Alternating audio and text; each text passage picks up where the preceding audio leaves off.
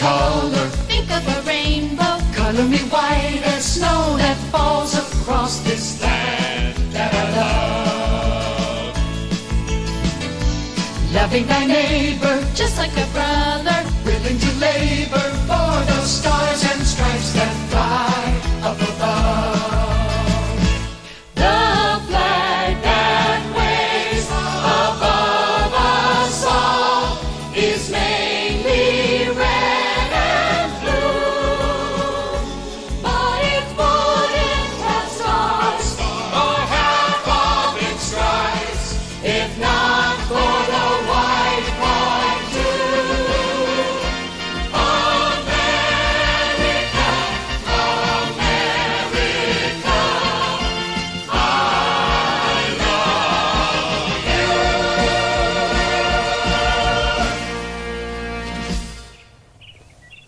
you. Fascinating.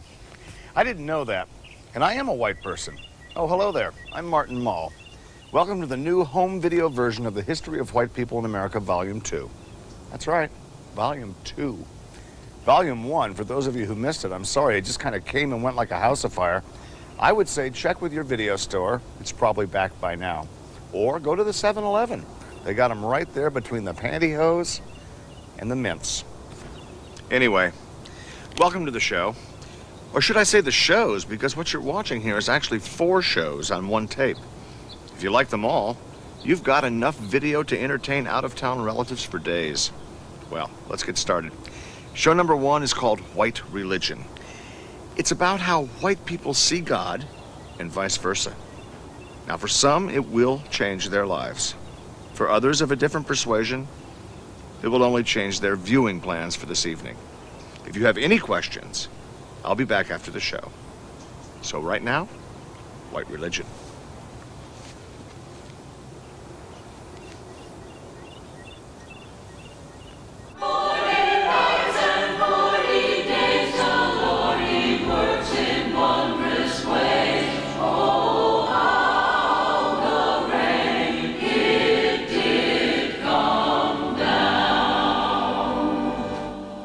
And why were all those animals there to begin with?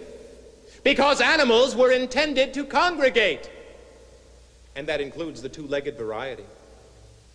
I am deeply saddened to look out this morning upon so many empty seats. Where are our young people? Where are their parents? And their parents? Well, of course, their parents are dead. But next Sunday, I'd like to see this church looking like Noah's Ark, but hopefully not smelling like it. Oh, while I got you here, those of you who are involved in the Sodom and Gomorrah pageant, Mrs. Schneider will be holding costume fittings in the cafetorium right now.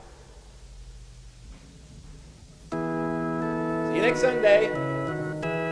Bring a friend. Always plenty of free parking. Hello, I'm Martin Mull, and it is one beautiful Sunday morning here in Hawkins Falls, Ohio.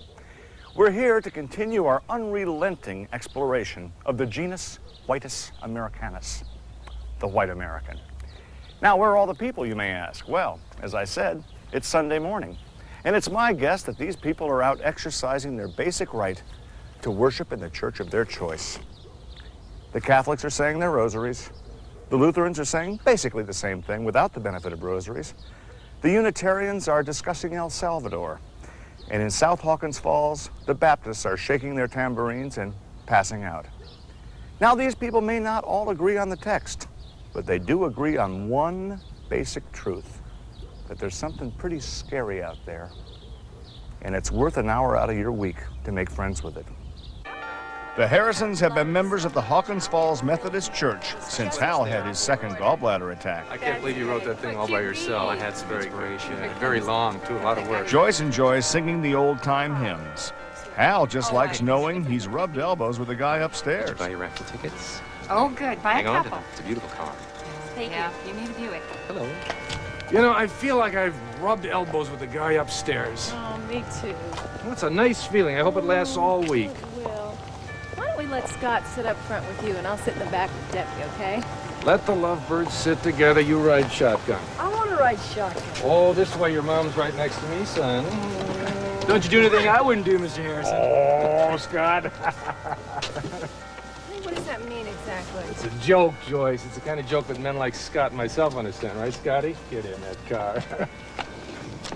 I've lost the key. Oh, you have. Why the hell do you always do that? No, I'm serious. You scared me to death. You wanted me to take the keys. Well, They were I thought I had making to a bulge traipse in your back in and pants. crawl under pews for Oh, 20 you minutes. know No, I really, have it's those annoying. keys. I know I told you to take it, but to remind me or something. Ooh, that's hot. Everything in? All right, let's get out of here. Sunday morning. Not only a time for the Word of God, but a chance to let it lap over into your real life. For the Harrisons, this means Sunday brunch at Danny's. Some may order breakfast. Some may order lunch. That's where they get the name, brunch. It has a nicer ring than lunkfest. You know, you're a fine boy, Scott. You remind me a lot of myself when I was your age. You know what? Pass those around, will you? My How many favorite coffees? waitress. All around. Oh, I want... do you have decaf? No, just calf. All right. Just well, tell her all it's right. decaf. She would know the difference. I would, too. This stuff makes me You great. shouldn't be drinking coffee. You should be having milk. Well, Scott, you don't know our little girl very well, does he, honey? She hates milk. Oh, she can't stand the sight of it. That's right. She has her own mind when it comes to the milk department. She's more bullheaded than her mother. Oh, Lord help the man that ends up marrying her. Honey. Well. How are you feeling, Scott? Oh, Debbie, honey, I was only kidding. You're not near as bullheaded as your mother. Come on. Don't cry, Pumpkin. It's okay. I don't know anything. Don't know what. Come on, spill the beans. It can't be that big a deal. I'm pregnant. Waitress, check, please. Let's go. Everyone out to the car. When we first came to Hawkins Falls to search out religion in white America, we just planned to give the subject a quick once-over, like 60 Minutes does. Joyce. She's not pregnant. Honey, why did Joyce, I want to discuss this out in the car. Thank you. But as we started following the footsteps of the faithful down the sidewalk of salvation, we realized that, whoopsie, we'd stepped right into a sticky moral crisis. We needed more film. I don't want to discuss it anymore. Where am I going wrong, Binky? Alfie, let's face facts. Church attendance is down everywhere, except in the South. And our congregation is primarily white, middle-class people. They don't have any spiritual problems that I can see. One lousy dollar. They don't need church. And they don't need a Buick. They've already got one. Maybe the raffle was a bad idea, huh? Well, why don't we just keep the Buick and use it for funerals? It's yellow. It's off yellow. Yeah, it's a gas guzzler. I say sell the darn thing, keep the money. For God's sake, let's get a professional youth director around here. Mrs. Schneider is just not working out. You're closer now. Get it. Hello? Hello, Reverend Proofrock. Hal Harrison here, sir. Oh, yes. Hi, Hal. How are things in the siding business? I have no idea, sir. I'm not in the siding business. That's Hal Jenkins. Oh, right. Well, it has been a long time then, Mr. Jackson. Harrison, sir, and it has been a long time since we've talked. Reverend, we have a teensy bit of a problem here, which I think may need some spiritual guidance. Is someone dying, Hal? No, sir, no one's dying, just the opposite, actually. Is she married? No, sir, she's not married. Well, we did have plans for later in the day. Water skiing. Can you make it right now? We couldn't be there that soon. Give us at least 20 minutes. Fine, Hal. Thank you for calling. Thank you, Reverend, and God bless you. Well, that's it. He'll see us. Oh, great. Okay, kids, quick, go change your clothes. We're going back to church. Come on, hurry. Put on something new, too, hon. I don't want to think you said dress. Reverend Proofrock has been helping people like the Harrisons since 1967. He first felt God calling him to change the world while in the Peace Corps, teaching Bible stories, table manners, and ping pong to the natives of Uganda. He's there whenever a special word is needed. Hello, boys. I'm going to tell you a little story now. It's from the Bible. I like to call this the story of David and Goliath, but for today's purposes, why don't we call it the Buccaneers versus Joe Louis Vocational? Reverend Proofrock, if a team is losing 73-0 at halftime, is there a way we could forfeit the game so no one else... Perfect! Did you say perfect? We got 6 black guys and a Samoan on their team. We're no match. Jesus! Reverend Proofrock, may I? Of course. We all know the story of David and Goliath. You told it to us 2 weeks ago, and we still lost. Ah, fine. Well, then, let me recite for you a poem I wrote, especially for this occasion. Let's give Jesus Christ the football. Let him even up the score. Let him run it through the crossbars, half of which he's seen before. Amen, amen, amen. All right, thank you very much, Padre. All right, you guys, let's go out there now. I want you to go out there. I want you guys to just go for the groin, all right? Just, it's the only chance we've got, believe me, all right? Not your own, Harrison. I want you to leave that thing alone. It'll stunt your growth, kiddo. Carry out for the second half. Let's go, go, go. Come on, get out there, go. All right. Have fun and play fair. Of course, Reverend Prufrock couldn't allow our cameras to intrude on his very private conversation with the Harrisons. There are still some things too personal for television. That's what these are for. You might want to take a look at these. They can sometimes help you right through the tough spots. What do I owe you for these? Oh, on the house. Really? Absolutely. Oh, okay. Thank you. I can't thank you enough, My Robert. payment is the fact that you decided to come and see us. All right, we've taken up enough of their time. Oh, not at all. Thanks again. But from the looks on these people's faces, it appears the Reverend has calmed the troubled waters. I'm not wearing panties. I know. Bye. My fault.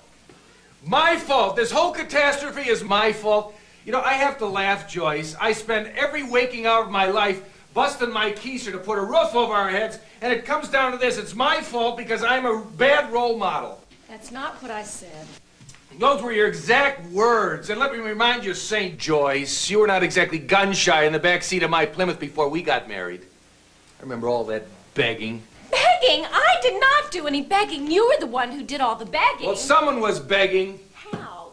I am saying to you that you called Scott a member of the family to his face. Oh, no, never to his face. You did too, No, Hal Harrison. no, many, no. many times. No. Yes, you did. No, I You didn't. most certainly did. A member of the family. Well, right now, as far as I'm concerned, he is a member of the Manson family. Hal, you don't think they did it right here in this house, do you? In this house? Well, I don't see when. How about the weekend we went to your mother's? Bingo! You don't think they did it on our bed, do you? Oh, double bingo! On my grandmother's quilt? Oh, God, I hope there's a God. Well, if there is, I'll tell you one thing. Reverend Prufrock sure as hell doesn't know him. We spent an hour and a half eating day-old potato chips with him and his Budinsky wife, and all we came away with is a bunch of pamphlets with pictures of storks in them. We're gonna have to work this out with the man upstairs. By ourselves, you and Debbie and I. Where's the little tramp? She's upstairs in her room doing her homework. Homework? I'll give her homework. You tell her to run down those stairs as fast as she can. We gotta talk to her. Debbie? Debbie, I want you to run down those stairs just as fast as you can. Your father wants to talk to you. Christ, if I hadn't begged, we never would have done anything. Doesn't it worry you when the Pope kisses the ground every time the plane lands? Well, point in fact, do his lips actually touch the ground? I really can't answer that. I certainly hope not. You could get as sick as a dog, and Yeah. you know how filthy it is there. May I change the subject from filth, gentlemen, to a more pleasant one, perhaps? These chicken sausages we're blessed with today are full of koyach. They are tasty, they're nutritious, and a little mitzvah. They're not too filling. I dig in. Bon appetit. Let's have Grace. Well, you know, I think since Sid has already started, Grace is kind of a moot point. I'm afraid I must insist on a Grace. God, these are good. Amen. Thank you, Sid. Nicely put. What you're witnessing is a weekly event here in Hawkins Falls. A chance for the righteous of all faiths to come together. A chance for these people with differing viewpoints to open their minds, study the menu, and choose an entree. Today, the special is sausages, chicken sausages, I believe, and cheese souffle. Just perhaps that cheese could be the glue that holds the spiritual life of this community together for yet another week. No subject is taboo here, not for these soul-cleansing get-togethers. So, I hear from a couple of the women in the Hadassah that the Harrison girl is knocked up. That is unfortunately correct, yes. This was not the work of the Epstein kid? No. It wasn't the O'Brien boy, was it? No. I heard it was Scott Mount. From whom did you hear it? I heard it from Scott Mount. The Methodist. Sorry, Scott Mount. Well, So- Debbie Harrison, isn't she of the Baptist faith? No, Debbie is of our parish. I'm sorry, Alfie.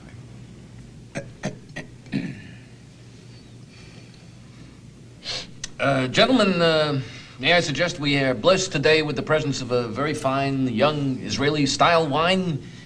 It's very sweet. Let's enjoy. You don't have to ask me twice. May I? A bouquet like sugar. You like cars? Do you? Well, listen, unless I'm very much mistaken, Mr. Mullins. It's Mull. Mr. Mull. Mull. This car is just the perfect transportation vehicle for you. It's a marriage made in heaven, you Well, might no, say. actually, I'm all set in the car department. I've got a BMW back in California that I'm crazy about. German-made car. Oh, yeah, they make the best cars. And yet as you far were as I- born here in the United States. That's right. Just trying to help. Yeah, I'm sure you are. And you could help. Reverend, right over here, if you would. Reverend Prufrock, how's it going with the Harrison family crisis? Well, I've been praying on it, and I've given them our last pamphlet, and I'm afraid now it's in God's hands. And that's it? Well, I'm not a miracle worker, Mr. Mull. I can't go back in time and pull the boy off of her, can I? I wish I could. Well, I think we all wish that, don't we? But Reverend Prufrock, more to the point, as one of Hawkins Falls' leading clergy, where the hell are you going? Answer me something. Can your BMW do this? You know, Hal, this is the 20th century, and I think you realize that. You've got a couple of options open to you. Debbie doesn't have to keep that baby. I don't follow you. Well, I'm talking about the two big A's. In this case, number one, adoption. I mean, have you considered adoption for Debbie? What family would be interested? I mean, she's 16 now. She's pregnant. I don't think so. Yeah, I see what you're saying. So I'm not even going to suggest the other. Now, wait a minute. I'm up to here in suggestions. I don't need any more advice. With all due respect to you, Mr. Mull, you finish up your film, Right. you hightail it back to Hollywood and work on your tan. I'm stuck sitting here looking at little Miss I'm just a girl who can't say no and trying to think up names for the next 8 months. She's bald?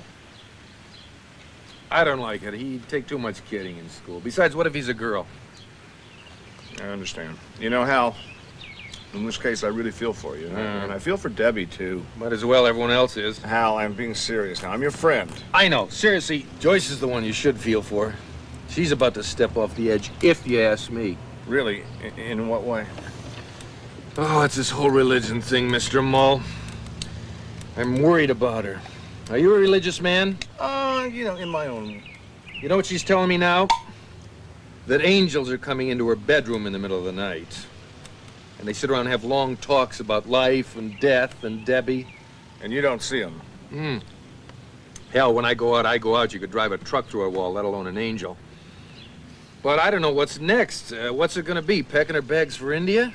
Blowing up a Howard Johnson? I mean, I love God as much as the next man. To God, huh? To God. He's one of the greatest. Great man. The finest. They talk about Stan Musial, but God is the tops. Been around for a while, hasn't he? Long time. But Jesus... Mr. Mull, I don't know what the heck I would do if I had to lose Joyce to the Moonies or something. Hal, I think I've got a solution to all of our problems. I see it as sort of like Donahue without the fat ladies. We'd start tight on me coming into the room. Follow me, follow me, follow me. Then, tight shot of you, tight shot of Joyce, quick cut to the others, and then back to me for most of the rest of it. Listen, thank you all very much for coming on such short notice, and... Where's Debbie? I think she's signing up for Lamaze. I should be with her. You young man should be in the Coast Guard. Now, you promised you'd be civil. Don't start, Joyce. Just don't start. Do us all a favor and do not start. If I may, please, the Reverend and I have been praying and thinking and praying about your situation, and we think we may have something to offer. What are you gonna do? Give him that Buick that you couldn't raffle off? Tommy, please, we are trying to settle a very serious problem. We don't need Meshuggah in the comments, young man. As a matter of fact, Mrs. Prufrock and I were planning to donate the Buick to the young people. So they can leave town with dignity. Well, that is very, very thoughtful and very Christian. And I think also we should get started here, Debbie or no Debbie. Hal, are you willing to open up your heart and forgive Debbie and Scott for their transgressions and accept them into your household as a threesome? All right, look, my daughter is my daughter, and she always will be my daughter, okay? All right, but if you're talking about this little scumbag who came parading into my own home like some preening peacock and proceeded to pour half a bottle of Jack Daniels down my little girl's throat and then made her perform acts I am too much of a gentleman to even mention in the presence of men of the cloth. Things I don't even get to do with my own wife, for Christ's sake, and on her grandmother's quilt. We moved the quilt. What? It was too itchy. Itchy? I'll give you itchy. Al, come here. This kind of behavior never solved anything. Al, please, you are a Christian. You're a Christian.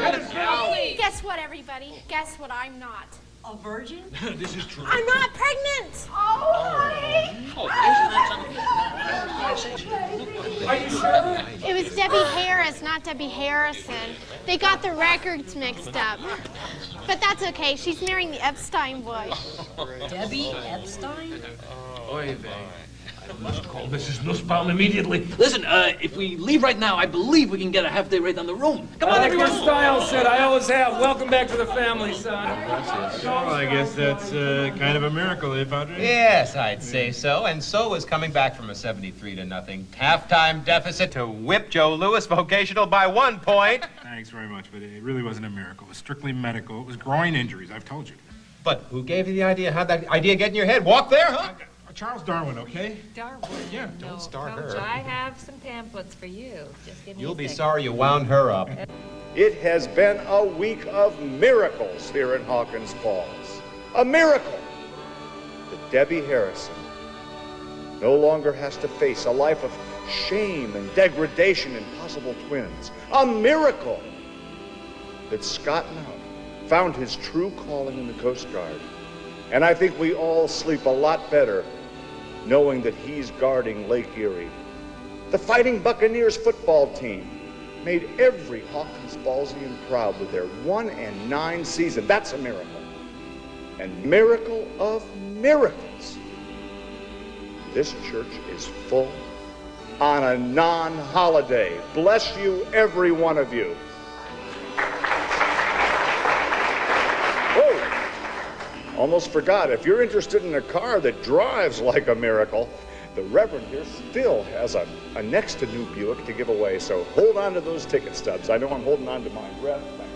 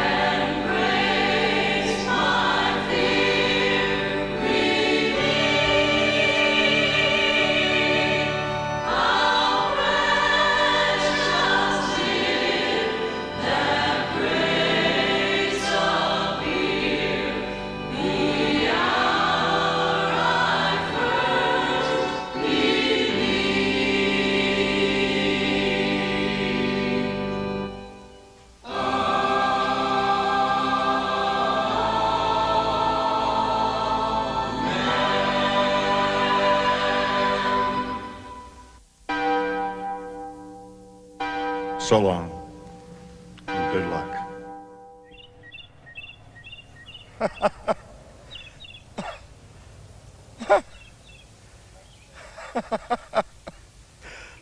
Well, no wonder it's so damn popular. Some show, huh? Oral Roberts has nothing on the Harrisons when it comes to divine intervention. You know, we thought for a while there that we had a whole series on our hands, starting with the quickie out-of-town wedding, then the baby arriving, Scott's drinking problem, but no such luck. Unfortunately, you just can't make these people's lives any more screwed up than they already are. So what's next? Okay. We now turn our attention to the subject of white stress. Same family, same middle-class scenario, different life-threatening crisis. So now, brace yourself for a filmic portrait of white stress. But what is stress? How do you spot it? Sure, it's easy enough to spot in yourself as you're being wheeled in for open heart surgery. But by then, it can be too late. You'll be fine. They almost never lose 2 in a row. But more to the point, how do you spot stress in others? And how do you put it on television in a way that's entertaining and informative so that people don't turn that dial and watch Who's the Boss? That was our problem. And here's our approach. Follow one man through a typical week of his life and hope that he falls apart. That man, chosen completely at random, was Hal Harrison. We wish you a happy Father's Day. We wish you a happy Father's Day. We wish you a happy Father's Day. And a happy, happy, happy, happy, happy, happy Father's Day. Honey, rise and shine. It's Father's Day. And your kids wanted to say Happy Father's Day. What the hell time is it anyway? Ooh, gosh, it's almost 7. Oh. The sprinkler got the first 2 sections, but I think the sports is still dry. Happy Father's Day, Dad. I gotta go. Thanks, Tommy. Honey, I want you to know he was up at 5:30 in the morning getting that paper. And then he should have turned off the sprinkler. Dad, I don't have anything for you because I've been really busy lately not eating. Because I really want to be a model. But I'll try to stop by at 7-Eleven and get you a card later. Okay. If Scott is willing to stop. Okay. We might be late. We have to go see his father. Okay. Bye, Daddy. Honey, I made some coffee and it's in the kitchen, okay? Oh, and darling, you know, I really think that you should spend more time with the children because these are the special years and they're going to go by so quickly. I know, Joyce. I would love to. You know how much I love my family, including you. But I've been under so darn much pressure lately. Oh, I know, honey. You and every other Tom, Dick, and Harry. Listen, I'm going to go and call my dad before the rates go up, okay? Oh, it would be so sweet if you would say hi to him. Oh, why don't you say hi to him for me? You know, every time we start talking, he brings up Eisenhower again, and we're never going to agree.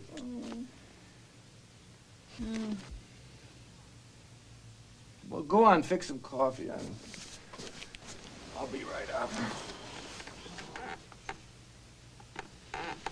I don't know, Daddy. He's just not the same man I married. No, he's tense all the time. He's always snapping at me and the kids for no apparent reason. No, Daddy, I don't think it has anything to do with Eisenhower. No. No, he's just... Ooh, he just walked out the room. Okay. Hi, honey. It's Daddy. He says to say hello. He said, Happy Father's Day. Yeah. Okay, listen, Daddy, I'll call you on your birthday, okay? Okay, honey, bye. Honey, let me get you your coffee. Well, did he bring up Eisenhower? No, he didn't. He only mentioned Kennedy, and you both like him. Well, that's a breakthrough. Here, honey. And you want a little sweet roll? Ooh, they're very, very, very good. Joyce, what do you weigh these days? I don't know why. Forget it. I'm sorry I brought it up, okay? I mean, I may have gained a few pounds, but you know I'm not 18 anymore. I didn't think it showed. Look, it's really no big deal. I just kind of wish you wouldn't wear stretch pants when I'm around. Wait a minute. Just hold your horses a minute here, Mr. Hal Harrison. I mean, I know that you're not feeling yourself. I am so. No, you're not either. You are grouchy and snappy and moody. Look, as long as we're naming the 7 dwarfs, don't forget Pudgy. Look, I can't help it if I have a father who has a heart condition and a daughter who will not eat and a son who's seen Rambo 12 times and a husband who mopes around the house like, what's his name on Dynasty. If I want to take a few minutes out for myself to have some Hershey's Kisses during General Hospital, I think that's my business, and I don't need you or anybody else to tell me I'm pudgy. I did not say you were pudgy. You did too. Those were your exact words. I did not. Yes, you did. Wait a minute, where are you going? I'm going jogging. What the hell got into her?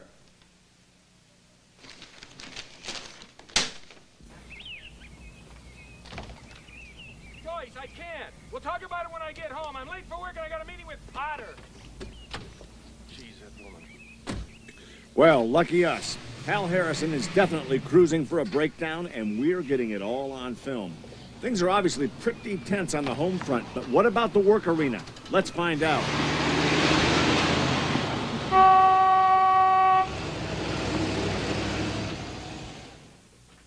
Hal, how long have I known you? 14 years, sir. Well, it's 13 by my count.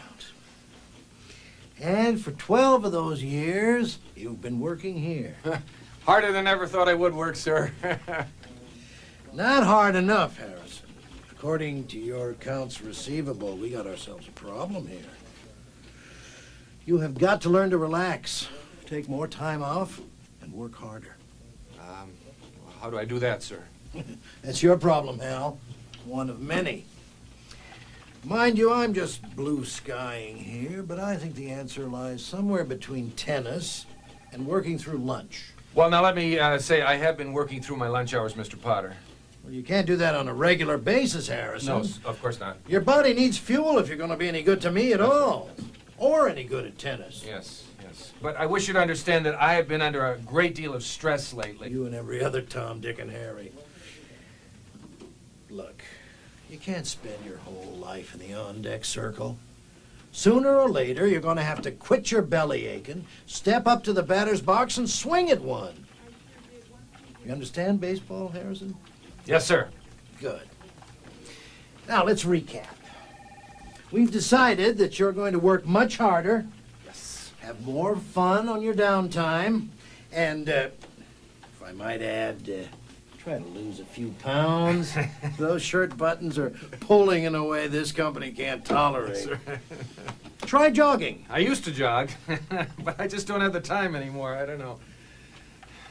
Maybe I do take it too seriously here. But I can take it more seriously, too. I think I know what you mean. There's a fine balance, sir.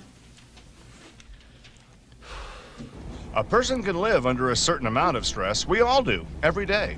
Hal is no different. But there comes a point where stress takes over and says, hey, I'm in charge now and you're not. Hal Harrison has reached that point. Sharp into mid-road. Is out the 5 points. Back to traffic all the way up to the turnpike bypass. Honey, my gosh! Hal! Hal! Oh! Honey! Are you all right? Honey! Honey! Hal! Hal! I don't know. He's just never been like this before, Mr. Mull. Maybe it's all the filming or something. No. It's not the filming. It's more than that. That's why we're filming it. Well, we've got to do something about it because he just can't go on like this. Right. Mom, Yeah, honey. Dad just called me Grandpa. Oh, honey, I'm sure he was kidding. Oh, Mom, I think Dad just wet the chair. Oh, boy. Honey. Oh, no, this is what I'm talking about. This cannot go on. We have got to do something. Well, first of all, I'd keep him off liquids, and second of all, I guess if you have something plastic you could put under him, like maybe a hefty bag or your shower curtain, or do you have a boat cover? Huh? And Mrs. H, could that's fine. Could I talk to you privately for just a second? Does Hal have like a confidant or someone he can really open up to, other than yourself, of course? Yes, there is someone. Good. Now, how does this person look on film?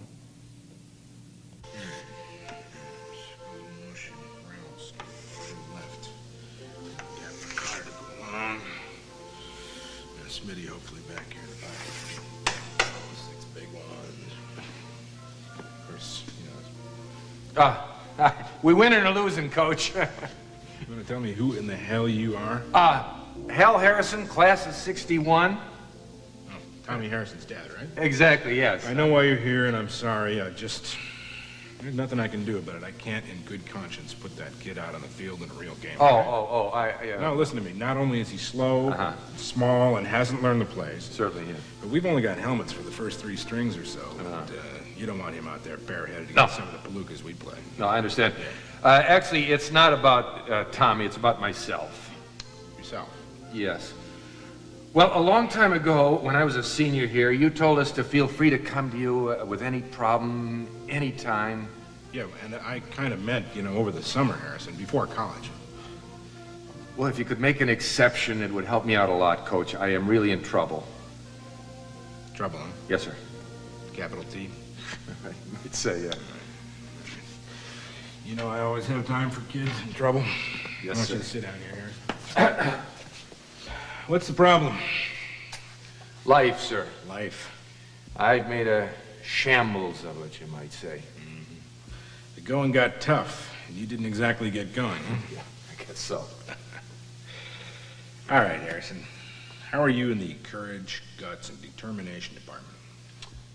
On a scale of like 1 to 10? Any way you want to do it.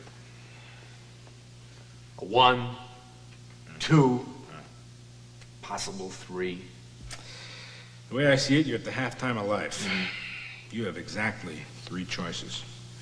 Number 1, you can just be a weenie and quit the team. Yeah. Number 2, you can just sit right here on the bench the rest of your life, like you did for 4 years with me, as I recall. Number 3, you can tighten up that jockstrap, young man. Go out there and give him hell. Give him everything you got until the big guy upstairs blows the whistle and it's time for that final golden shower. Now, my wife suggested therapy. Oh, horse shit, Harrison. Expensive horse shit. Nothing wrong with you that a few extra laps around the field won't cure. Run it off. That's what I say. Run it off. Run it off, that's it? Not quite. Let's just take a moment now and check in with the head coach upstairs. Yeah.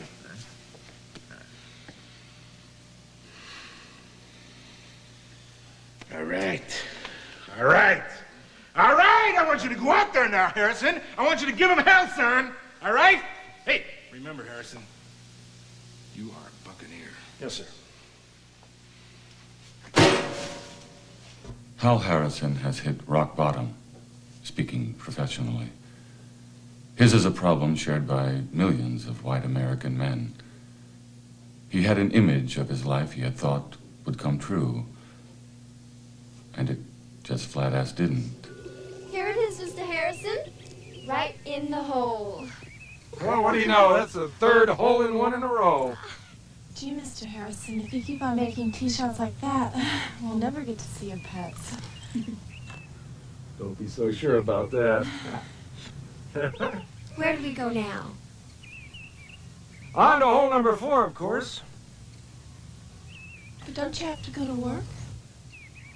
Hell no, work is for guys like Vern Potter.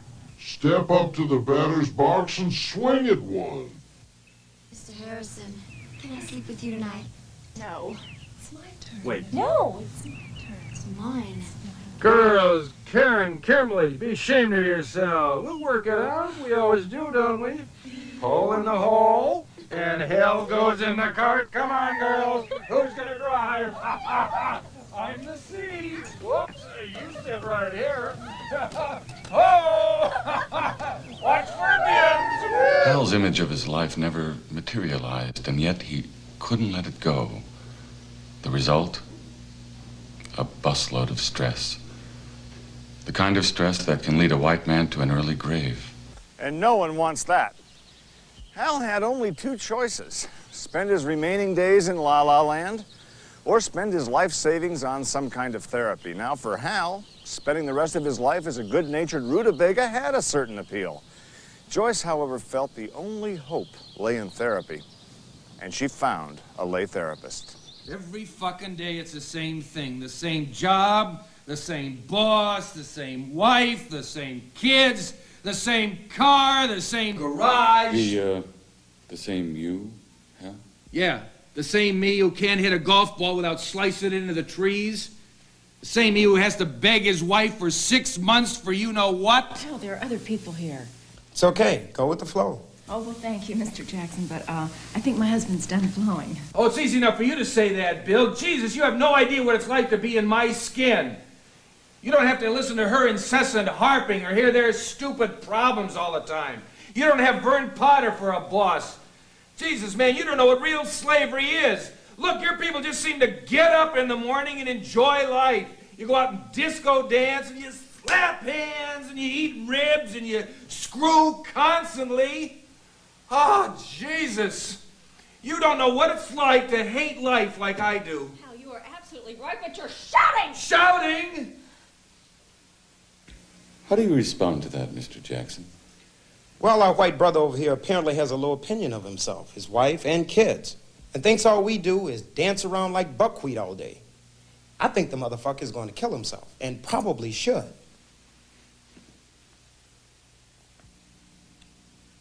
I'm sensing anger. Doctor, my husband is absolutely right. Let's go, honey. Let's go watch a Ben Vereen movie and shoot heroin.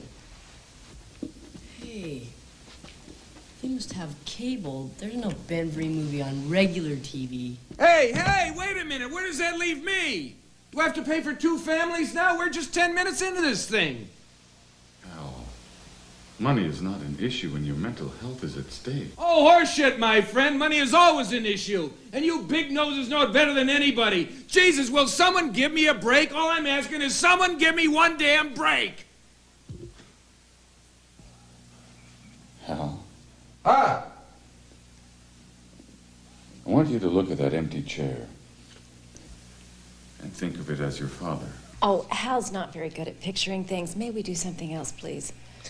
Yeah, like leave. The first session is always difficult, but let's call it an icebreaker. It's a chance for all that venom and hatred to come spewing forth and to get to know your doctor as something other than a Jew in a suit. Now, sometimes results can be achieved very quickly, and the patient begins to gain a new perspective on his troubled life. Okay, Hal. You're late for an important business dinner, and your car throws a tie rod on the turnpike. How do you respond? You know, that is so funny that you would mention that. It's amazing because that exact same thing happened last night, didn't it, honey? Hal was wonderful about it. He walked the 2 miles to the phone. He called AAA, he dialed the number correctly right off the bat, and then he jogged back to the car, and then he sat quietly reading maps while waiting for the truck to arrive. And he didn't once say the F word or the S word. Good. And how's your tennis, Hal? Well, there you go again. I mean, I'm so proud of my little hubby. This morning, for instance, he had a game with his boss, Vern Potter. Well, I know Vern. He's one of mine. Oh, well, anyway, he lost 6-0, 6-0, 6-0. He didn't cry. He didn't throw the racket. And he insisted on buying the beers. Of course, he didn't drink his because he didn't want to be a menace on the road. Well, it looks like someone I know is crossing the finish line. Congratulations, Hal. I think we're ready to settle up here. Settle up? Settle what up? Well, as you know, I've been letting your therapy fees slide for 2 days now so as not to upset you. But now that you're well, and we're all pretty happy about that, you owe me $3,000. $3,000? $3,000? For what? What, do we break something? You know, all I've seen you do for the last 4 hours is sit there and nod your head and say, I see and I understand. Well, my wife and kids have told you stories about myself I wouldn't tell to an army buddy. Jesus, how do you get a job like this? You're supposed to be treating me for stress and you hit me with a bill for $3 friggin' grand? Well, I'll tell you something, Mr. Marblestein or Stein or Berg or whatever the hell it is. You're the one who ought to have his head examined. And, Honey? Hal? Oh! Debbie, go call 911. He's having a heart attack. Honey! Oh, my gosh. Oh, we've got to give you artificial insemination. Wait a minute. Open his collar. Well, breathe in, breathe in. Honey. Good. Wasn't the finish line I had in mind. Hal, how do you feel about what's happening now? Breathe. Breathe.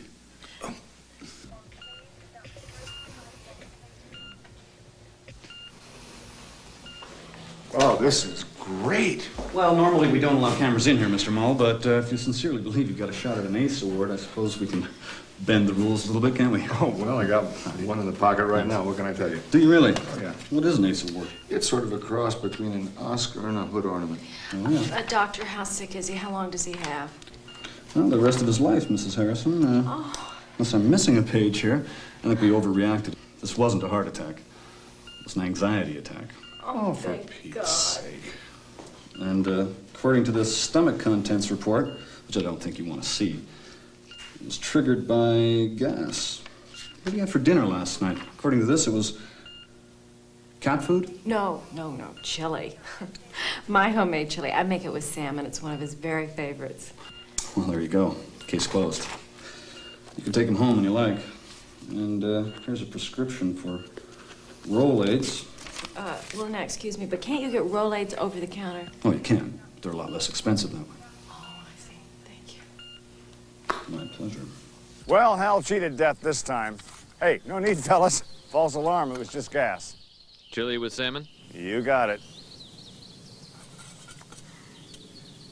What does a man like Hal Harrison do, knowing that he's a walking time bomb of stress? He monitors himself with one of these. It tells you your heart rate, your blood pressure, your gastric quotient, and most importantly, it measures stress. Should any of these things reach alarming proportions, this little gadget makes a noise like a car being stolen. And best of all, no one will know you're wearing it. Here's how it works. Lauren. Thank you. It affixes to the sternum, right in this area right here, where it remains for as long as it's needed. It's a very tricky operation. Let me show you once more, a little slower and a lot closer.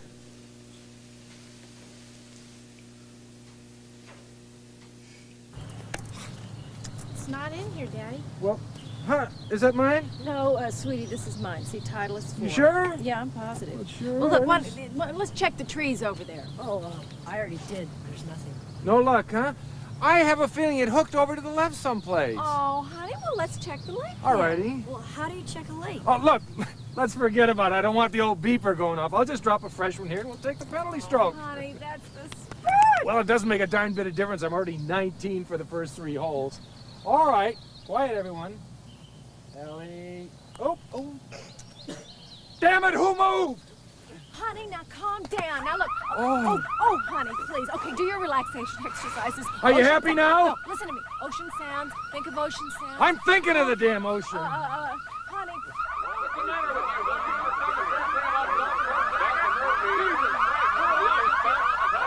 Hey, quit your belly aching, fellas. I'm triple bogey here in the boneyard. You don't hear my beeper going off.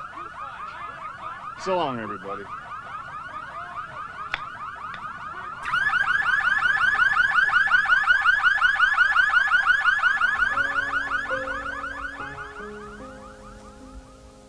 Spinal Tap's Derek Black, 6 letters. Who in the hell would know that? Well, another winner, huh? I can't believe we found so much good stuff in one small, anonymous American suburb. Makes you wonder why there aren't more shows like this. Well, there are. 2 more. You have now reached the halfway point. It's a good time to maybe shut down the machine for a minute and rest your eyes. Don't worry, I'll wait. Schwartz? Oh, you're back. Good. I was getting a little worried. Now we turn our attention to white politics. I know you're sick and tired of politics, and who isn't? Still, when Hal Harrison decided to run for political office, well, we couldn't just sit on our hands, could we? Well, there it is, Hal. There's your problem. That has been choking up your trap. You know, even your Drano will not eat through a stretch sack. Mercy, mercy. No, there's too much plastic in there. Gotta keep that in mind. But I'll bet you're glad to get your sock back, huh? Oh, yeah. Huh? Yeah. That looks like about a $2 item. You bet. That is, if you still got the other sock. Oh, well, he definitely does. Well, I can't thank you enough. What are the damages, Dad? Well, let's see. Carry the $245. Well, it would have been $280 if I have to clean up. Yeah, okay. And incidentally, that was just for the labor. I didn't charge you for parts. Okay. Because I didn't use any parts. No, fair is fair. Will you take a check? Of course. You know what father wouldn't take a check from his own son? At least if it bounces, I'll know where to find it. Well, now, Dad, is that what made the water just, look like root beer and taste so yucky? No, Pumpkin, that's just commonary Hawkins Falls water, pure and simple. It won't kill you. You just gotta learn to live with it.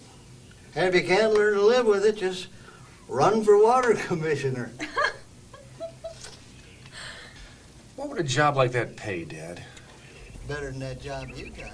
Hello there, I'm Martin Mull, and once again we're here in Hawkins Falls, Ohio to continue our picking, probing, and poking into the world of the white American. And once again, we've chosen the Harrisons as our target family. Now, what you've just seen may appear to be a simple lesson in plumbing passed on from father to son, and yes, that's true. But these rusty waters run a lot deeper. Face to face with a crying need for liquid reform, these civic-minded citizens are about to dive into a very exciting new world, the world of politics. So, come on in. The water's terrible.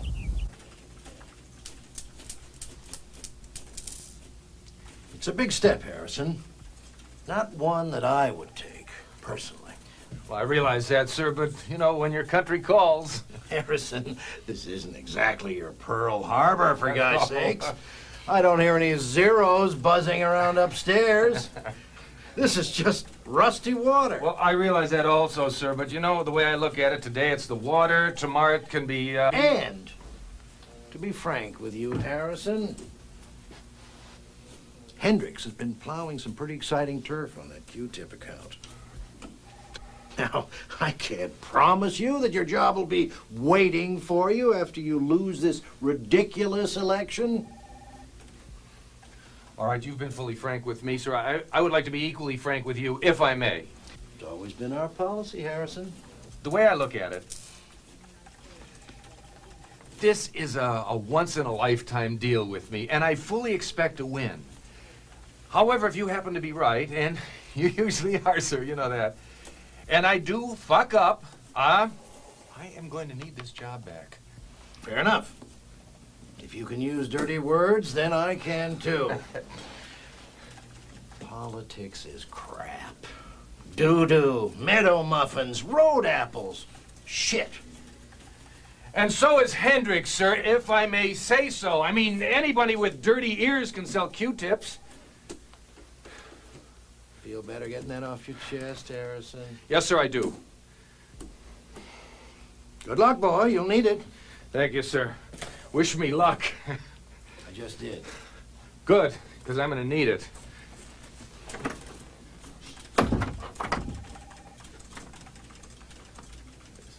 If Hal Harrison is going to realize his dream of doing something about the Hawkins Falls water supply, it's going to take time, a lot of money, and enormous support.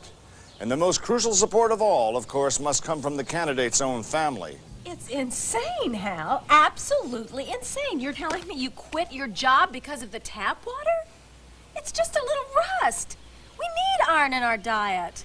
Dad, just go into Mr. Potter's office tomorrow morning, tell him you had a fever, and beg for your job back, please. That's right. You've done it before dozens of times. You can do it again. Can't we just use bottled water and forget the whole thing? No, we cannot, Tom Harrison. To begin with, how are we going to take a shower with bottled water? Answer me that, please.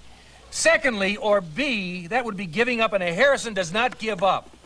As a perfect example, even in the very worst of times, which this may well be, I've stayed married to your mother, bless her heart.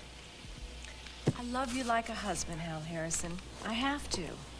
But you're acting like a complete and total stranger. I mean, you've quit your job and you're yelling like a madman in front of the children and you're letting your burger get cold. Dad, you're gonna have to run against Hal Adams. Isn't he like your best friend in the whole wide world? This is more important than friendship, Debbie. And Joyce, I have a question for you, and all of you try to follow me here. Are these supposed to be scalloped potatoes next to my burger? Yes, honey, that's what you asked for. All right, then why do they taste like tin foil? Because she cooked them in tinfoil. No, you're not following me. It's the water. The water, the water, the water. W-A-T-E-R spells water. I didn't use water. She used milk. That's exactly my point. You can't use the water. I rest my case. Who's ready for seconds? Hal Harrison has enough conviction to run for president, if not pope. But with both his boss and his family turning a deaf ear, he knows he has to find someone who knows the ropes. Someone who's been there and back. Someone who has the savvy and reputation to take on a major political campaign. He needs someone really special.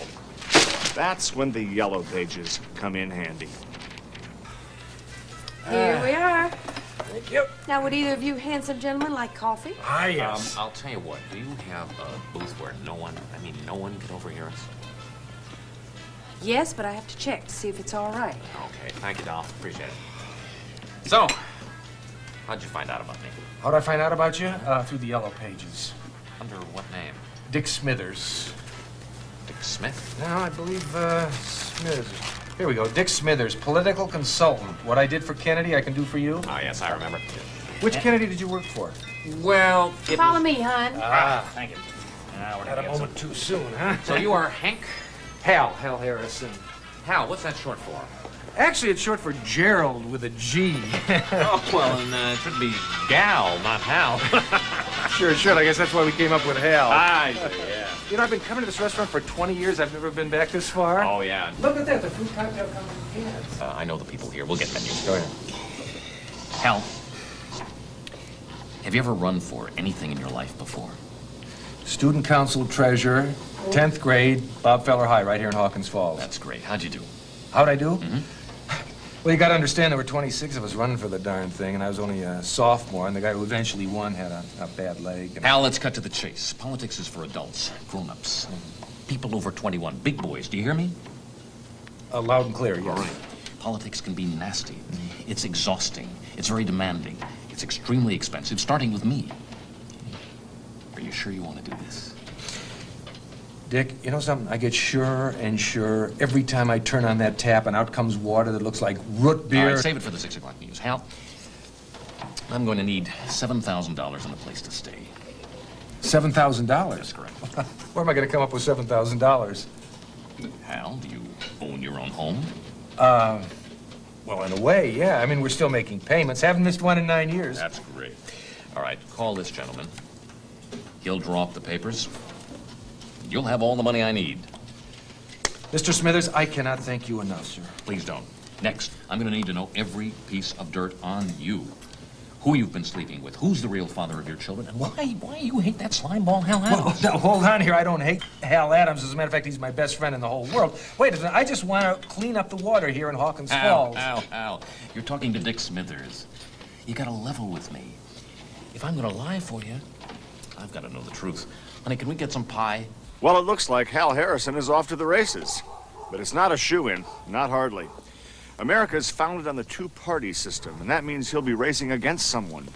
In this case, he'll be racing against his ex-best friend in the entire wide world, the incumbent, Hal Adams.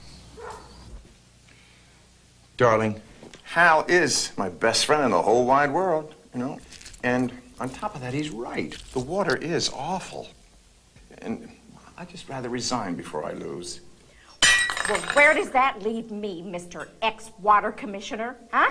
You remember me.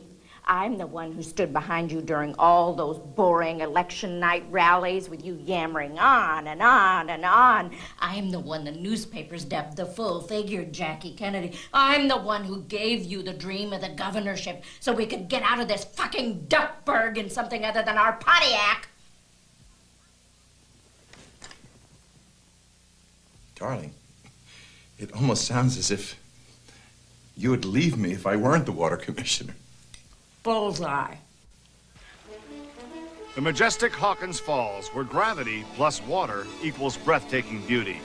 And me, I'm here next to the Hawkins Falls catch basin. It too is beautiful, but perhaps deceptively so. Let's check it out for ourselves. Whoa! Now this rust color could come from untapped iron ore deposits right here in the Tri-County area. As for the root beer taste, that comes from man-made chemicals, just like in real root beer.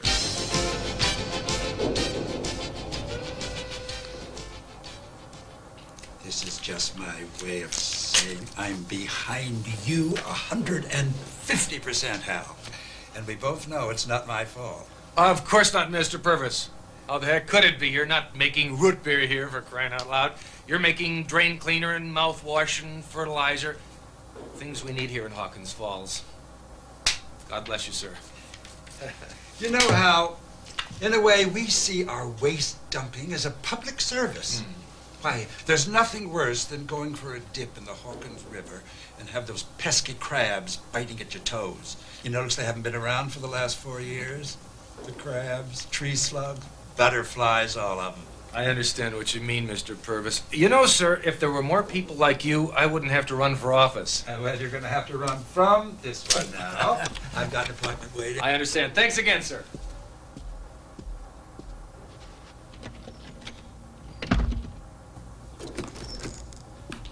Adam, sit down. Got good news. The fertilizer stock just split, and the mouthwash is going national. I'm prepared to give you twice as much as last time. Let me just ask you one thing. Is Harrison been here? Here and gone. And how much did you give him? $200, and he was glad to get it.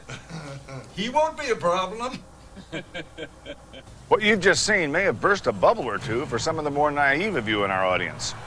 What do I mean by naive? Well, any of you out there who still believe there are such things as duly elected officials, meaningful international borders, or a safe nuclear power plant. Meanwhile, what really makes this country tick is grassroots campaigning just like this. Hello, Mrs. Campbell. All right. Is your mother in? Is your father in? All right. When they get in, would you tell them that Hal Harrison called and just ask them to remember me when it comes time to vote? Hal Harrison. Remember we... All right, you don't have to write it down. If you could just remember, Hal Harrison. Yeah, I'm running for water commissioner. And if you tell your mother, water commissioner. Okay, when will your folks be in? Okay, I'll give them a call back a little later. Tell them Hal Harrison called. Okay. Give them. Hi there, what's your name, fellas? Trevor. Trevor, hi, how are you? Think of me when it comes time to vote for water commissioner. Give them Hal. How about it, Chris? Give them. Water commissioner next month. He knows how important clean water is, and you do too, don't you, Mom? Vote for me, Hal Harrison. Harrison. What? Someone out there watching for more parents? Okay. They know I'm down here. They advertise it. Okay. Coming up, part 5 of Stan Seigel's fascinating series, River Rafting for Weekenders. Where does he get that assignment? And Bill's got a heartwarming follow-up report on that German shepherd still waiting for a liver transplant. All that and much, much more when we come back. It is Seigel, isn't it? Water. Water. Mommy, I need water. Daddy on TV. We all need water. Here's some water, Mr. Harrison. Ah. It looks like a real desert, What is doesn't this? It tastes like rust and looks like root beer. It's Hawkins Falls water, Mr. Harrison. Well, I won't drink it, and I won't stand for it either. He looks cute. This is the last glass of filthy water that slime ball Hal Adams is going to force down my throat. Vote for me. Oh, I think this is great. It came out great. Who are those girls? Who are they? Now that's more like it. When did they do that? That could have been us. I can't believe this. Dick, I have another Dick on the phone here. Dick Higgins down at Higgins Hardware. And he has what I think is a darn good question. That is how the changeover in a water system is going to affect his... It has been said that in order to create, one must destroy. Consequently, for Hal Harrison to create cleaner water and perhaps a lucrative political career for himself, something has to go. Unfortunately, it looks like his marriage. Hal is running for water commissioner, but Joyce has decided to run for wife. Dick, Mr. Smithers seems to have been called away from the phone just momentarily. Why don't you give me your availability now? I appreciate how late it is, and I thank you so much for staying up to talk to me. How does it look for you the rest of this week? All right, now what about the beginning of next week? Yeah. Okay, well, we're now getting towards the election. So later this week or early next week. And like any loving wife, she'll do what has to be done to keep her man. Hal, thank you so much for coming on such short notice. I really appreciate it. Joyce, what are friends for? We've got about 5 minutes. Oh, okay, we're gonna talk real fast. Now look, you're both named Hal, you're supposedly best friends, and neither one of you is really a slime ball. I mean, you don't want to lose 20 years of friendship, do you? And I don't want to lose 18 years of marriage. It's not worth it. Come on, please, do us all a favor. Drop out. Not worth it? Tell it to my wife. My hands are tied. She's in it for the long haul. But you're gonna let 20 years of friendship go down the drain like so much dirty water? First of all, the water is not as dirty as Hal says. And secondly, yes. Yes, what? Yes, I am going to let 20 years of friendship go down the drain. My marriage is more important.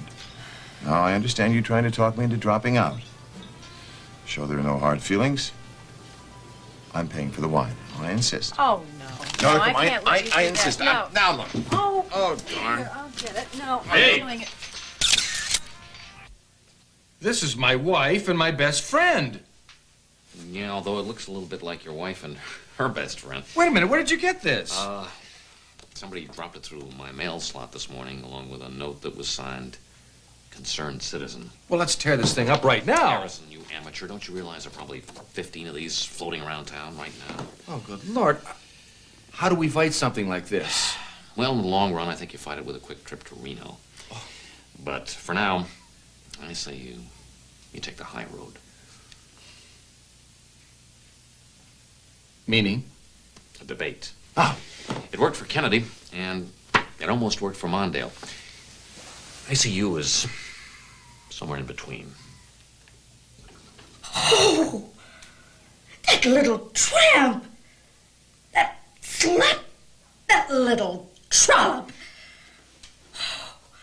What does she think she's doing? What is she doing? I believe it's called oral sex. Well, not around here, it isn't. That's called sodomy, and that's called disgusting. Well, in political circles, it's also called blowing the election. Dick, how are we going to fight this thing? Well, Babs, in the long run, after he's elected, I think you fight it with a quick trip to Reno. For now, I think you take the high road. Meaning? Meaning a debate. It worked for Kennedy, and it almost worked for Mondale. I see your Hal as kind of in between there. Will you take a check? Yes, sir. I can indeed. I'd appreciate it, since I'm kind of on the go these days, if you'd make it out to cash.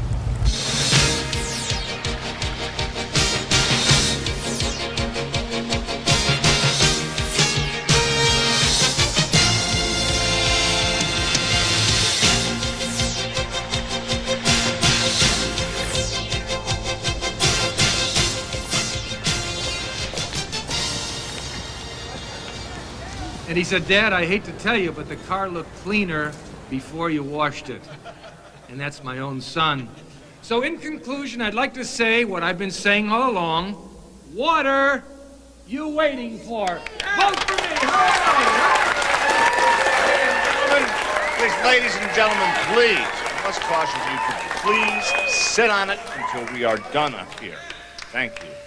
Now, Mrs. Fenton, would you like to ask Mr. Adams the same question about the little drinking fountains in Chicago, or do you have a different question?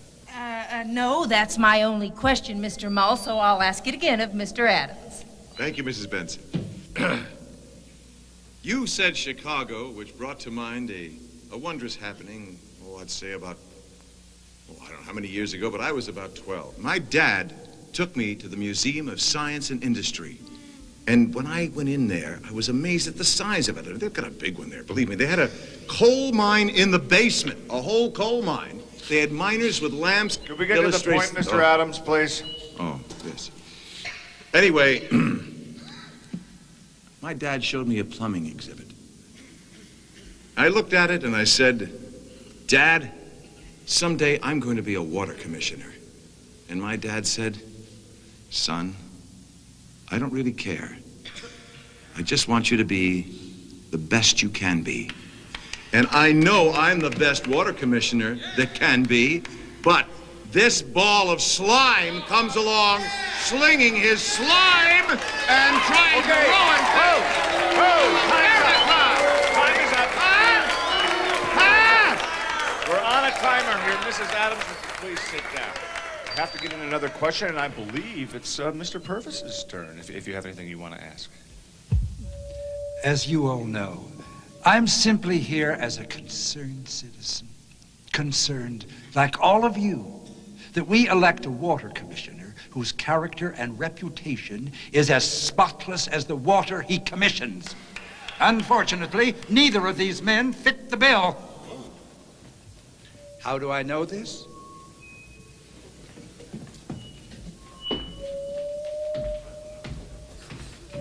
Here's how I know this. Bring in the photo.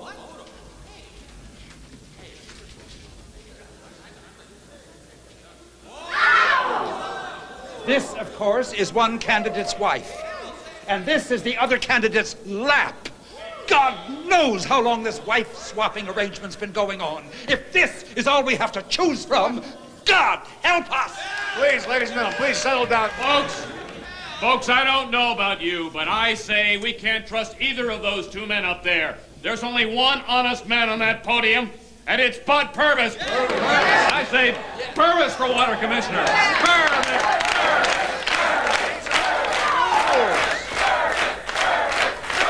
Young man, look, we're going to have...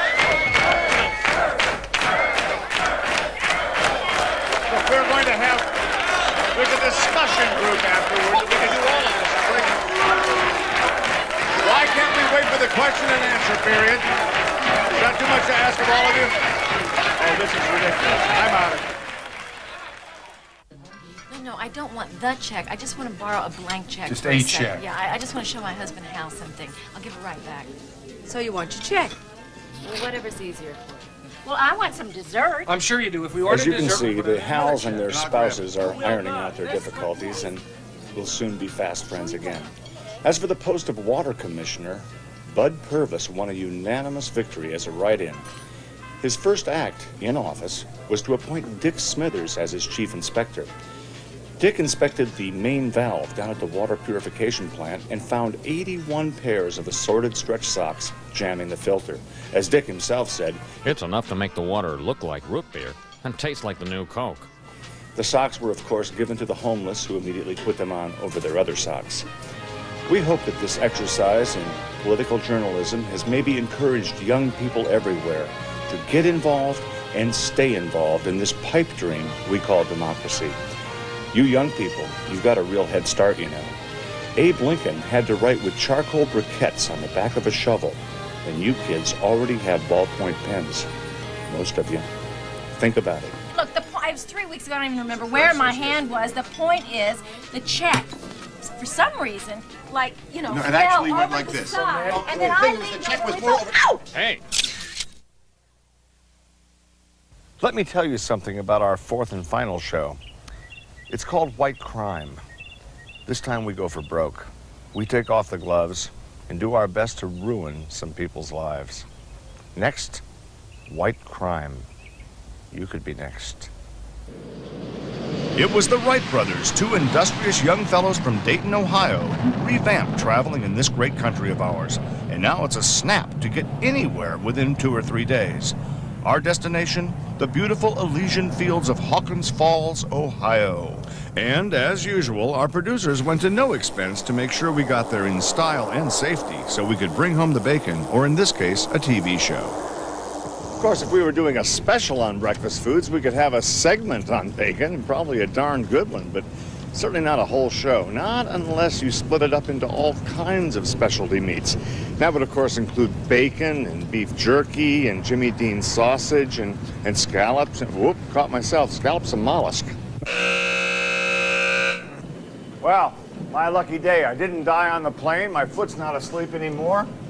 My bag's the first one off. So far, no crime. Good morning. Good morning. Wait. What? Oh, okay. This bag does not match the baggage claim. You know, you're right. What are you Whoopsie. trying to pull here, pal? Oh, pulling nothing. I just grabbed the Officer, wrong bag. Just... got a live one here. No, Step you over this don't. way, sir. No. Step What? over here, sir. I'm Dr. Fisher. Hello, Doctor. This is my doctor's bag. I'll be darned. It is. It looks exactly like my bag. Save the horse shit. It says doctor right on it. See? Now, I've got enough drugs in this bag to put a cow to sleep, and you're from Hollywood. Right. I can put 2 and 2 together, young man. I haven't been living under a rock for 62 years.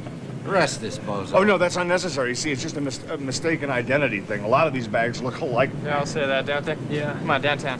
What? No. You know, generally, I'm a very generous tipper, but I'm having serious second thoughts here. This is no way to handle a guest in your community. Joyce, I don't know why you bother making pies. These people do it so much better than you. You know what? You're right. I think it's the crust, isn't it? It's not soggy like yours. Yeah, mine's a little heavy. It's doughy. Yeah, it's my mother's pie. Well, you eat it then. I'm just saying. I like it. No, it's not sweet. You're right. I mean, I don't like a sweet admitting it, pie. but you're absolutely right. Why didn't you Pie buy crust store-bought? wasn't that great either, was it? Store-bought's the best. I don't know. Maybe I could meet Danny or something and get his recipe. Mom, there is no Danny. He's made up, like Ronald McDonald or Bozo. Who would make up Danny? It's gotta be a real person. You know, Debbie, sometimes you're so stupid.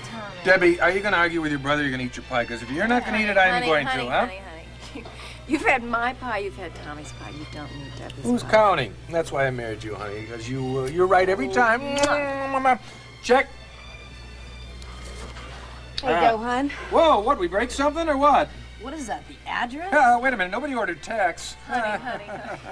Just pay it, okay? Oh, she loves I got it. lipstick Oh, that's all right. Listen, let's see if we got any of the old long green.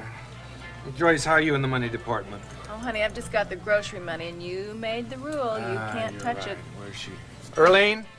Sweetheart, you still take plastic, don't you? Oh, sure. We take MasterCard, Visa, Diners, Amex, and JCPenney. Chevron's no good? Not here. I may have my J.C. Penney's. Hold on. Oh, I got it. Ah, J.C. Penney's we got. We can walk out the front door with our head held high. It's the white Rolls Royce. I'm kidding. It's the blue station wagon. Joyce, wait a minute. How the heck could it be $12.92? The shrimp was $4.50, and you shared it with Debbie. Because I want to be model. Right, and isn't the salad bar free? Now, what else was there? Honey, we had 4 pies. How much could 4 pies be? Well, at least $1.50 a pie. Oh, my gosh. We used to eat here, the 4 of us, for under Honey, $10. what, do we have money to give to this car guy? I don't have a penny. I left my last $3 on the table for the waitress. Don't worry, if this guy can speak English, I'll talk my way out of it. I'll get it back. Just because they park it doesn't mean they own it.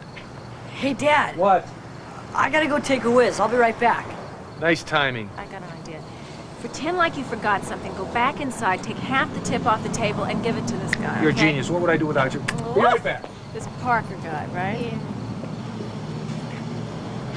Yeah. Alan, I'm only allowed 1 phone call, and I figured I'd do the smart thing and call my partner. I know it's good for the show. Why do you think we're filming the call? But in a few minutes, that's going to be in the can, and there's really no need for me to still be in the can. Yes. Well, speaking of cans, you know, I got a toilet here with no door, and it's kind of hard to maintain your celebrity status when you're evacuating in front of a 300-pound cat burglar.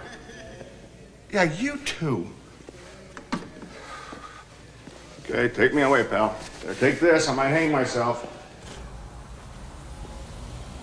Oh, hello.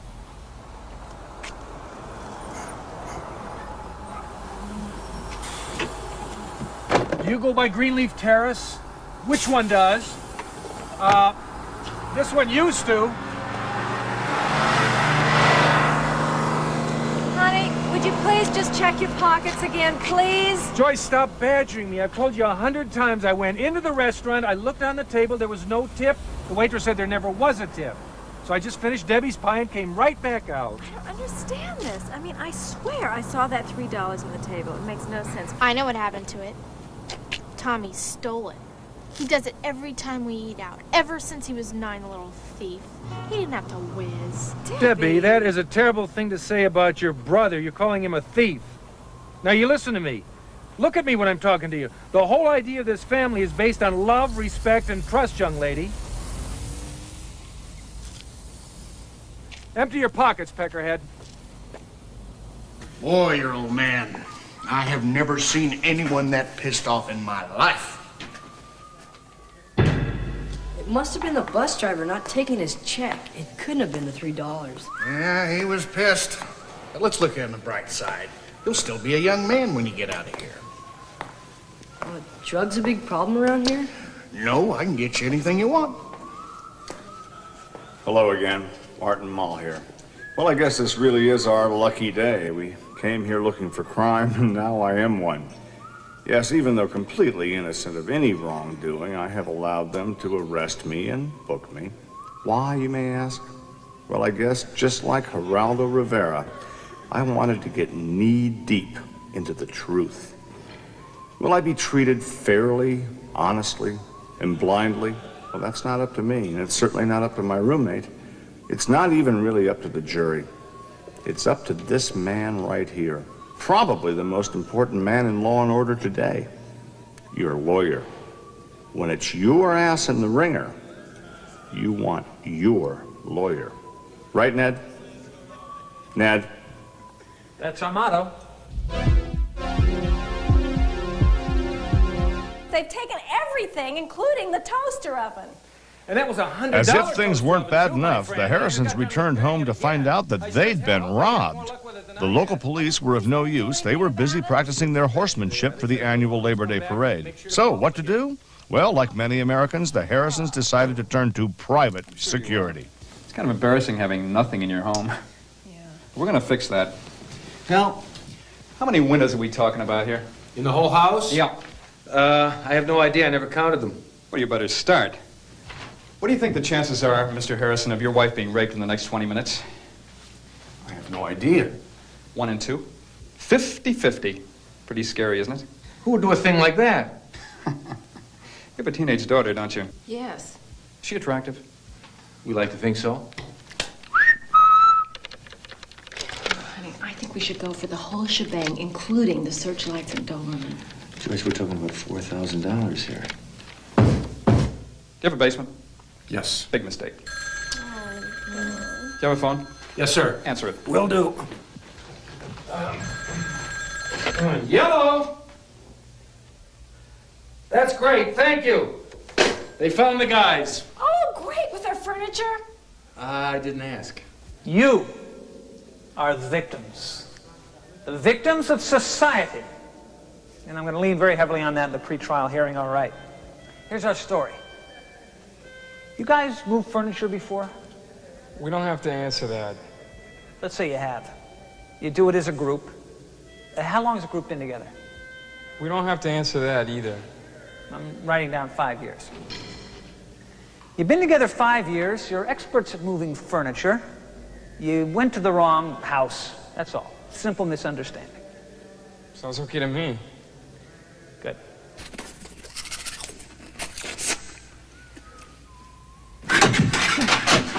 Hey! What? What the hell is that? It's a toothbrush.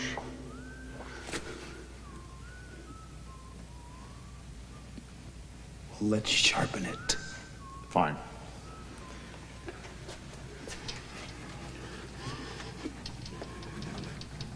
Damn. Not getting anywhere. Well, it's a medium. You probably need a hard. And could you not touch the bristle part, please? Oh, sorry. No, not super unleaded, unleaded. For the love of Pete. Yes, I'm sorry. Yes, I am. My boss won't let me make personal calls. That's a long story. Anyway, ma'am, about my son. No. I've told you, he didn't steal our furniture. Yes, he is in jail, but it's for stealing the tip off a restaurant table. Not the furniture. That was someone else. Anyway, I was wondering if I could just come on down and bail him out. I just wanted to teach him a lesson, and I think I did a pretty good job, maybe a little too good. But his mother now is jumping on all over me to forgive and forget. What do you mean, bound over for trial? No, that's what I'm trying to tell you. I've dropped the charges. You have no reason to try him. I should have called yesterday. That's the day you make out the docket. Okay. No, I can understand. Once something is scheduled in ink, I could understand that. Okay, let me ask you something else now about my furniture. The furniture. Okay. Who?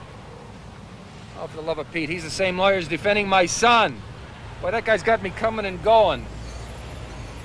He's got quite a racket, doesn't he? How do he become a public defender? Where's the big guy? Oh, he's in the infirmary. He poked himself with a toothbrush and had to have stitches. Ah, we'll talk fast. Marty. It's Martin. Martin, T-Y-N? I-N. I-N. They're paying me to work for you, and I'm working for you, and I think I worked it out. You've worked what out? The plea bargain. The what? The plea bargain. The what? The plea... Look, you're accused of stealing Dr. Fisher's medical bag.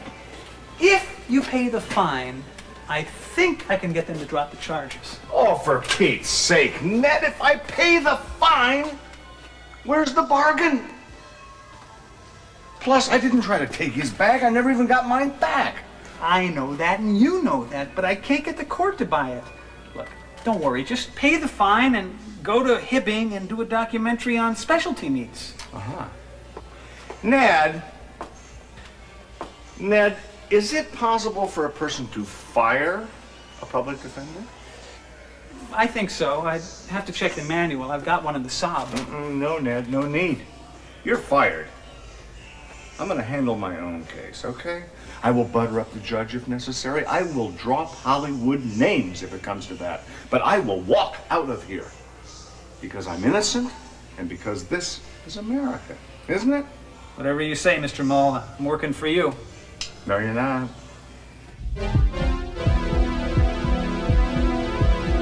Honey, believe us. We're doing everything we possibly can. We love you. You're our son. Well, get me out of this hellhole. There's a big guy here who really likes me. Oh, honey, that's nice. No, I mean really likes me. Well, apparently it's not that easy to spring you, son, or we would have done it by now. But we're going to continue to try, honey. There's a lot of red tape, you understand. You've been bound over for trial, and now it's no longer Tommy Harrison versus mean old dad. Now it's Tommy Harrison versus the state. But we're on your side, honey. Don't worry. The whole state of Ohio versus me. It doesn't look good, honey. Yeah, but it doesn't look bad either. I'm writing a book. I'm on page 41, and it looks good. It's about life behind bars, and it's called Martin and Me. Do you think there's a movie in it? Oh, absolutely. And so does Martin. Who's gonna play you? Oh, Martin said if I could interest a major studio, he would play both roles. Oh, gee. I'm still pushing for Daniel Travanti as me.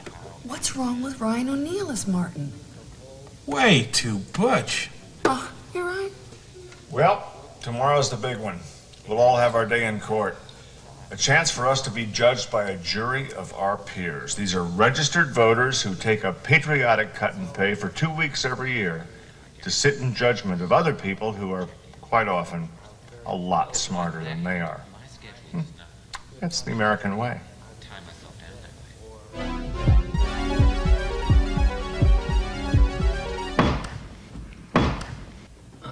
Okay.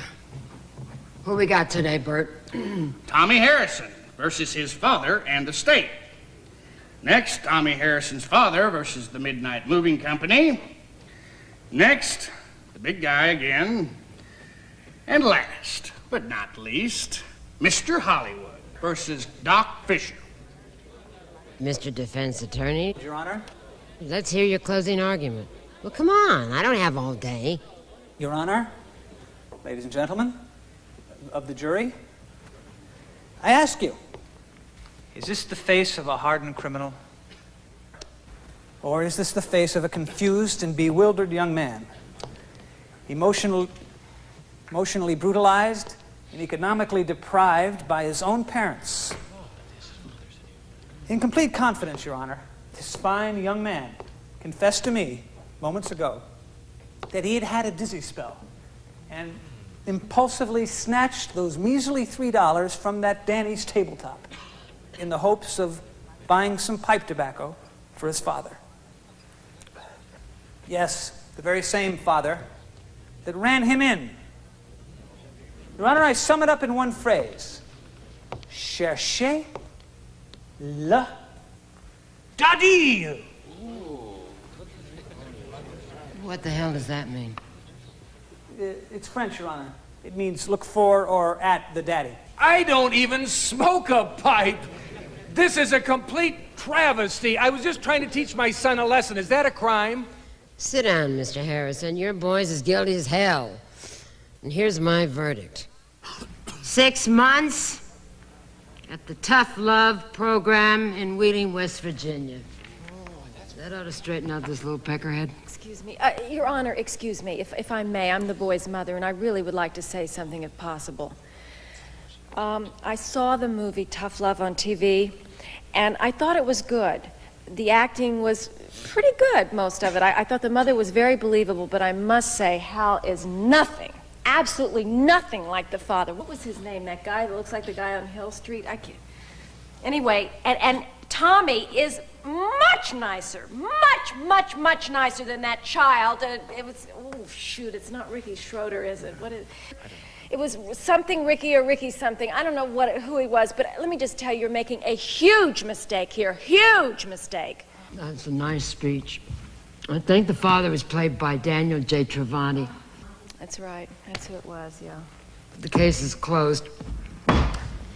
Ladies and gentlemen of the jury, thank you, but we don't need you. Now, wait a fucking minute here. I am entitled to a trial by jury. Whoa!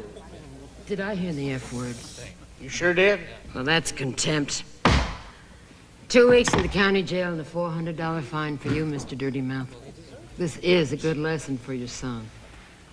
It's ridiculous. You did say the F word. I know. gosh. But we're in court. I thought you could say anything you wanted. Well, wait a minute, Your Honor. I've come to know this family pretty well, pretty intimately. A lot of handheld stuff, if you know what I mean. And I would have to say that tough love is not what that boy needs. He needs strong, adult, male company. People he can lean on, that kind of guy. Are you suggesting yourself? Well, I would suggest myself in a New York second, except there's the chance I'm going to be doing hard time here in Hawkins Falls. But again, that's up to you, isn't it? And boy, those earrings are beautiful. They really are. They're you. But let's say I am freed. Well, then, even then, I'd have to pass because my schedule is just a bear. I've got dry cleaning I haven't taken in weeks. Mr. Mull? Yeah. What are you suggesting? Oh. Well, I was thinking maybe of this largest gentleman right here. You know, in the few days that we've been kind of like roommates, I've come to know this man, and I'd have to say he's as solid as a rock. So what are you in for this time? Borrowing a photo, Matt? That's nothing. No, that doesn't sound so bad. I agree with Mr. Mull here. I mean, what this boy needs is guidance, see? So while his dad's in jail, I want you, hey, Yeah. you, to report to his house, and I want you to teach this kid whatever it is that boys ought to learn. Toy trains and push-ups and that kind of boy crap. Thank you. So I'm free to go then, right? Pick up my stuff? Mr. Mull, sit down. Next, something about a moving company. Who represents them? Again, my privilege, Your Honor. Well, where the hell are they? They were here a minute ago. Jeepers, they must have stepped out. Stepped out? Police are still searching for 3 ne'er-do-wells who apparently just walked out of Hawkins Falls Superior Court today during their own trial. It was unusual, to say the least. Well, I'm not sure that they were ever here in the first place. I mean, I never saw them. That's for damn sure. Thank you, Judge. Speaking of Judge Thompson, she really threw the book at another defendant today in a case we've come to know as Mr. Showbiz versus the kindly old doctor. That's right. It looks like Gadabout Martin Mull is going to be kind of a fixture around Hawkins Falls for some time to come. He came here to clean up, and that's just what he'll be doing. Hold it open. It's open. Wait a minute, 2-parter. Down the hatch. 12:30, Hal. So? Your turn to scoop. No, wait, that's My if turn to that's if we start at 6. We started at 8. You got 2 more hours, Mr. Showbiz. Why did we start at 8? Who couldn't find their special socks here? An orthopedic sock. My left leg is a 1/4 of an inch shorter than my right, and you know it. They look the same to me. You want me to scoop? You think that's easier? Yes. I'll show you something about scooping. Put your finger in there, like you try to pull that away from me. That gives you Will grip. Just scoop, Hal. Try to pull it away from me. There. You can't do it. I didn't try very hard. You act like these are going to blow up in your face. Go down to them. Scoop. You ever see pictures of Pee Wee Reese fielding a What you ground? do, measure your legs one morning and find this thing out that's a 1/4 inch shorter or something? Doctor did it. Scoop. Can I get another bag? Sorry, not till that one's full. He's not allowed to give us another bag. Oh, this one's just about shot. You know, you watch him. He knows what he's doing. Okay, this must have been a horse show here or something. Look What's over the there. record for these? Is there a record? Because I think we got a pretty good bag full. It's not even lunchtime. Speaking of which, I'm working up quite an appetite today. Here we go. Scoop. It's and deep dish drop. pizza again, I think. Oh, not bad. Well, that's it. If you're still watching this, then you're probably a real video addict. You've probably checked out every tape in the store, including those in the Best of Ally McGraw section. Until next time, this is Martin Mull saying, turn this thing off and get to know your family. They're pretty funny, too. So long.